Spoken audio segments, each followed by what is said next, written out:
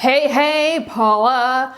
New and improved calm skincare products from Paula's Choice. That's what we're going to be reviewing in this video. Full disclosure, these products were sent to me as part of PR, but I am in no way, shape, or form required to review them. And in this video, I'm not holding back because some of these products were pretty good and others need to go. The Calm line is marketed for people who have redness prone, irritation prone, and or sensitive skin. If that is you, these may be of interest to you. First of all, we have the Ultra Gentle Cleanser. I'm just gonna cut to the chase. This was an epic fail for me. It's a cleanser that is described as being a cushioning cleanser. $19 for 6.7 ounces. It has cocoa propylbutane, which is a mild surfactant. Also has glycerin, a humectant, and it has inulin, prebiotic fiber that is thought to help nourish the good bacteria on your skin. Ultimately, that's going to support a healthy skin barrier. I was really excited to try this, but it did not go over well.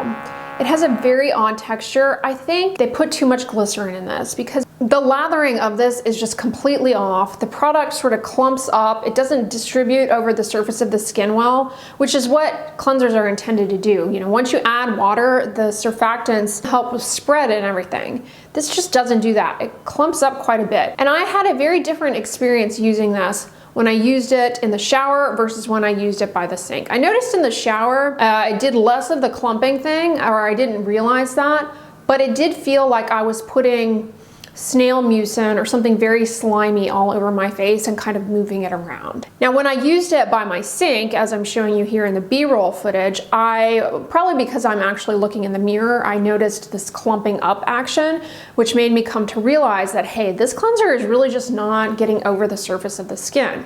That being said, when you rinse it off, the skin does not feel dry or irritated. It does feel soft, clean. Now, I always do a double cleanse, meaning I take an oil-based cleanser and smear it all over my face before using a gentle cleanser. So that helps in breaking up cosmetic residue, water-resistant sunscreen, dirt, sebum, and debris. But if you just came in with this without any pre-oil cleanse or cleansing balm or makeup remover, I think you're gonna have a difficult time adequately cleansing your face of anything. It's just very odd in texture. Honestly, I think the whole formulation is completely out of whack. Either they put too much glycerin in it, and that's why it's kind of got this sticky, clumpy, slimy feel to it, or it's that inulin in there, that fiber is making it feel that way. You know, inulin is in a lot of foods. It's like a dietary supplement some people take. If you've ever encountered it, you know that when it gets wet, it kind of has a slippery, viscous feel to it. You really detect that when you're spreading this on the skin. It's odd. In my opinion, they overcomplicated something as simple as a cleanser and they completely ruined it. From Paula, I much prefer the perfectly balanced foaming cleanser, which is marketed for people with oily skin, but honestly, if you have dry and or sensitive skin, I think you would be fine with that one. It has ceramides in it. It's very moisturizing. It's a cream to foam formula. It's a very nice experience. It does a good job. It spreads on the skin well.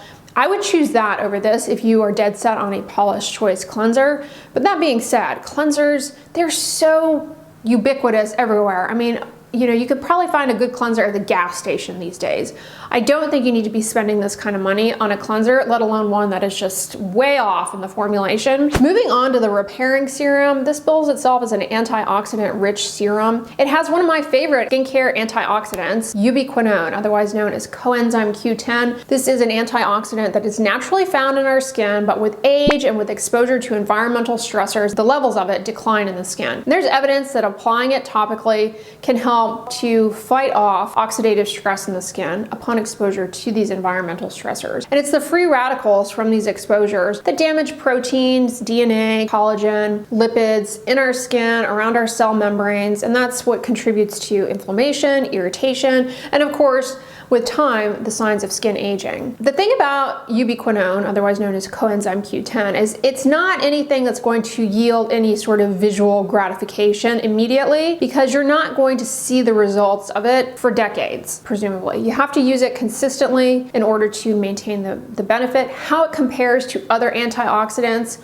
on the market. We really don't have head-to-head studies to like compare this to, say, epigallocatechin gallate or vitamin C. We really don't have that kind of research, but there is evidence that it does in fact get into the skin when applied topically and that it yields benefit. It has ceramides, which are lipids found in our skin barrier. Those two decline with age as well as in certain dry skin conditions, making people more susceptible to dryness as well as irritation and the symptoms of sensitivity, which include burning, stinging, redness, intolerance to things coming in contact with the skin. Applying ceramides to the skin may help in improving ceramide levels as well as barrier repair, recovery, and ultimately that's going to help with the moisture status of your skin. It has licorice root, which is anti-inflammatory, helpful for redness, hyperpigmentation, and it has beta-glucan. This has sodium hyaluronate, the salt of hyaluronic acid, another humectant that can help pull and attract water into the top layers of the skin. Not only is that going to help with the health of the moisture barrier, but it can plump everything up and by space filling, smooth out fine lines and wrinkles. I have to say, I rather enjoy this product. In terms of consistency, feel, weight, texture, it's very similar to the Aveeno Calm and Restore Oat Serum. Find it very moisturizing. How do you use this product? 1 to 2 times a day. After cleansing, just apply it to the skin, ideally while it's still a bit damp to enhance penetration of ingredients. And then you can layer moisturizers on over it. And if you're using it in the morning, you're obviously going to want to eventually get to putting sunscreen on all over your face. Once everything has absorbed and dried down, then you put sunscreen on over it. I did not find that using this product and then layering stuff on over it got me product pilling. Product pilling is where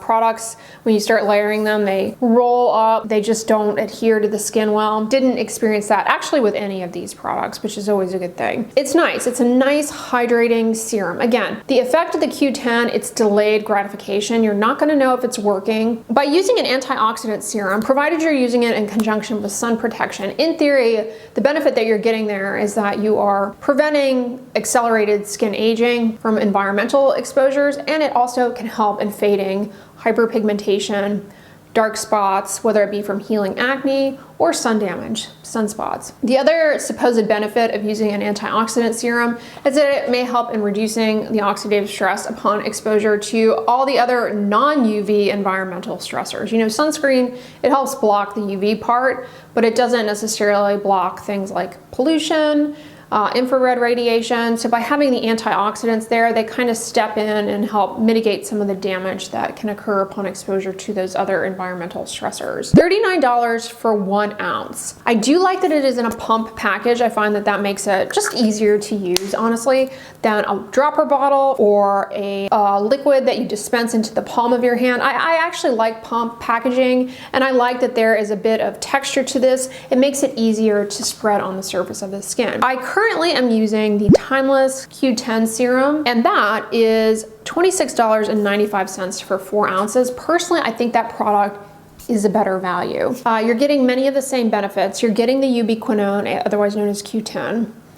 You're getting, in the case of that product, you get matrixyl, which are 2 peptides that may or may not help with improving collagen production. Check out my video reviewing the Timeless serums.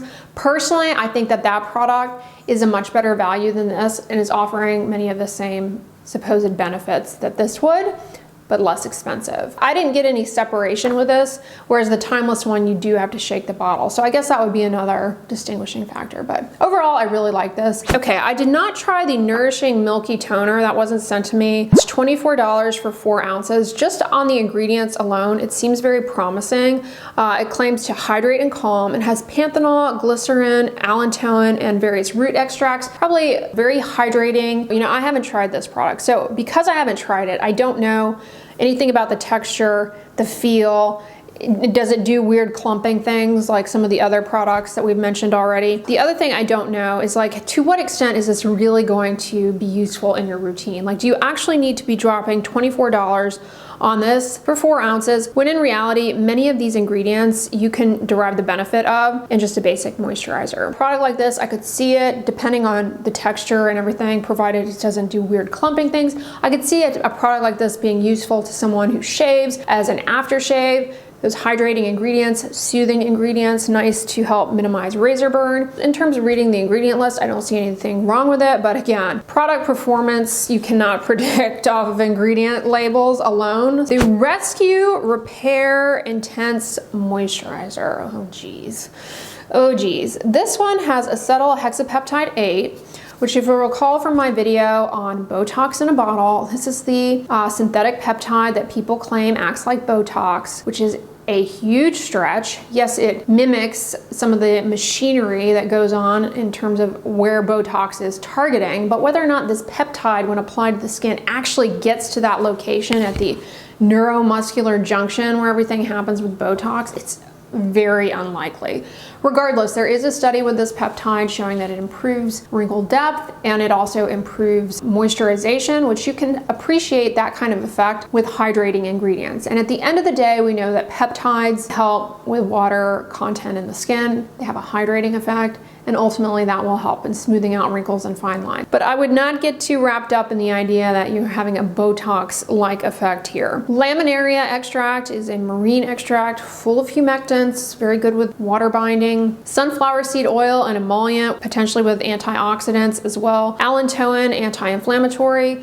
Alpha-glucan, humectants, maybe some antioxidants, and that inulin, which I think may be the culprit in some of these products, honestly. I'm just, cut to the chase, don't buy this. It is not good. When it comes to applying moisturizers, apply them to the skin like very shortly after you have rinsed. When you're washing your face, apply the moisturizer very shortly after you have rinsed the cleanser off while the skin is still a bit damp. It's really a good way to maximize yield from your moisturizer. However, with this, it's almost impossible to do that because it does that clumping up thing. It does not spread on the skin. In fact, it almost foams a bit, which is very odd, not desirable. Yeah, the spread on this is all off. When I applied it to just dry skin, I also kind of got that weird separation as well, but to a lesser extent than when applying it to damp skin, but it still did not spread on well. Importantly, I did not find this to be moisturizing at all. In fact, my skin almost felt tighter, drier after using this.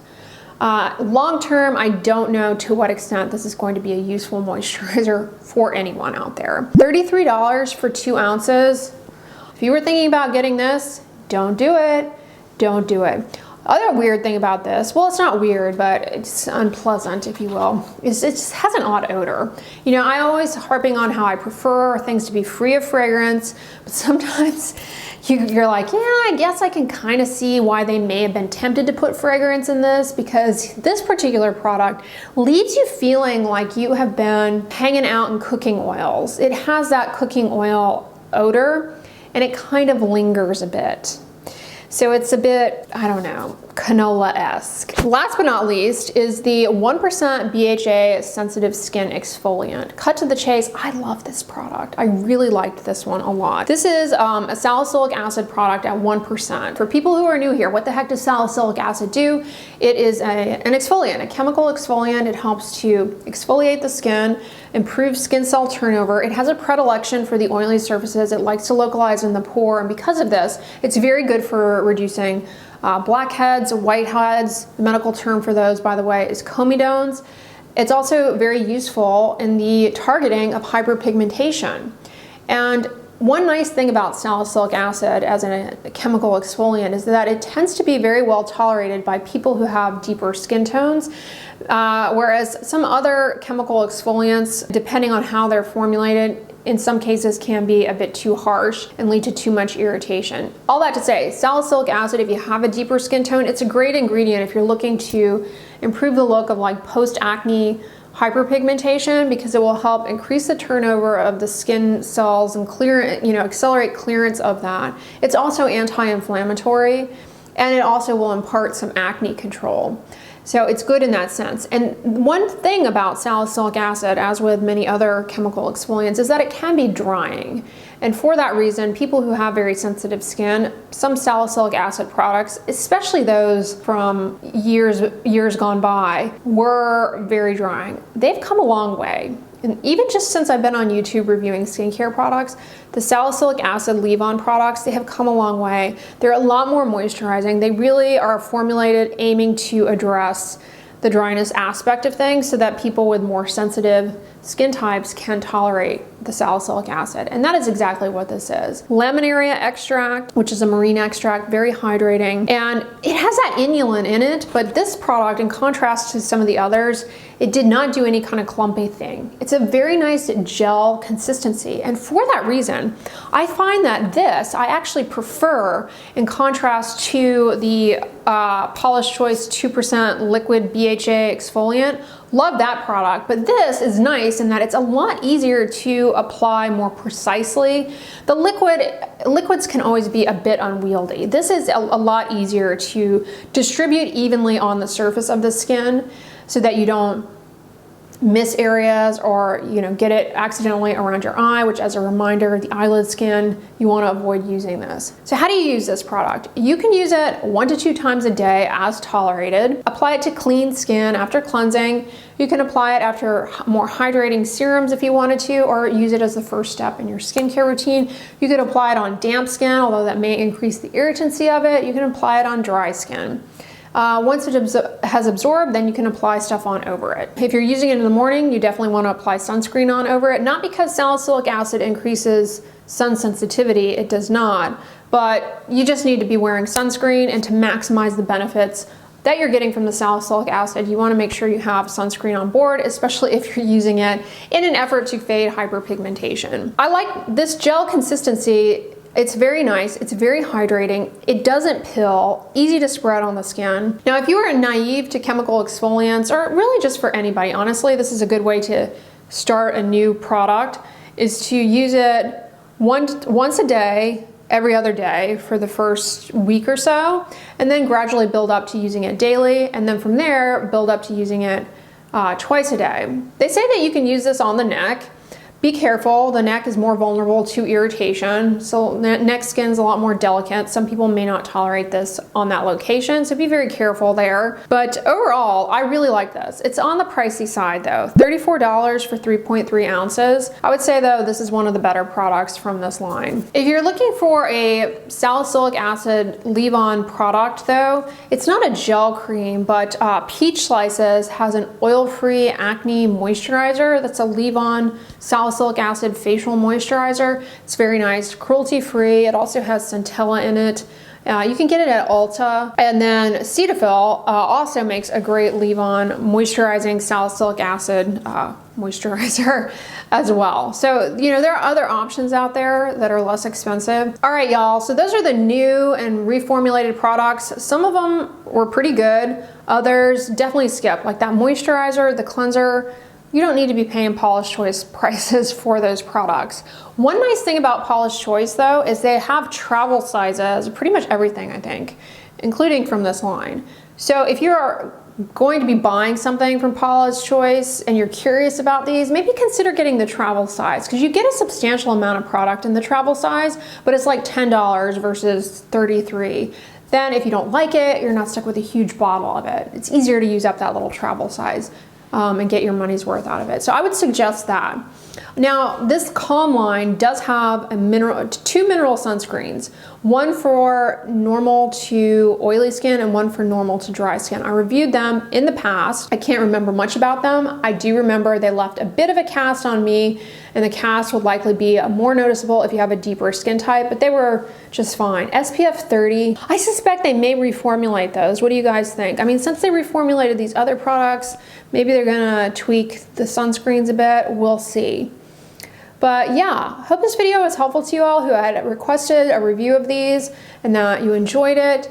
On the end slate, I'm going to put one of my more recent skincare product review videos if you want to watch that one next. But if you guys liked this one, give it a thumbs up, share it with your friends, and as always, don't forget, sunscreen and subscribe. I'll talk to you guys tomorrow. Bye.